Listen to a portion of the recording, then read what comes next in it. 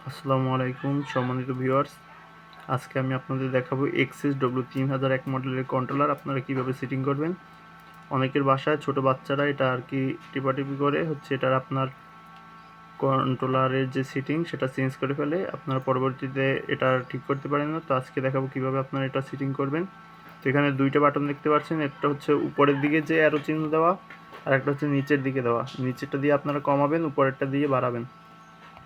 আর যেটা হচ্ছে আপনার উপরের দিকে দেওয়া অথবা যেটা বাম সাইডে আছে আপনার, এটা হচ্ছে সর্বনিম্ন কত তাপমাত্রায় আপনার ভাল্বটা জ্বলবে। আর যেটা হচ্ছে আপনার ডান সাইডে বা নিচের দিকে যে তীর চিহ্ন দেওয়া, এটা হচ্ছে আপনার সর্বোচ্চ কত তাপমাত্রায় ভাল্বটা জ্বলবে।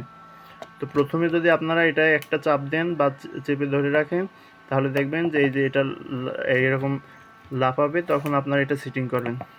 তো এটা দিয়ে বাড়বে, এটা দিয়ে কমবে।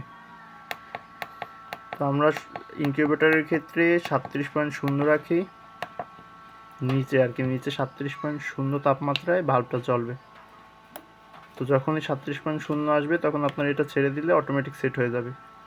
এরপর যদি আপনারা ডান পাশের বা এই যে নিচের যে আলো চিহ্নটা দেখতে পাচ্ছেন, বা সর্বোচ্চ কত তাপমাত্রায় ভাল্ব বন্ধ হবে, এটা যদি চেপে ধরে রাখেন,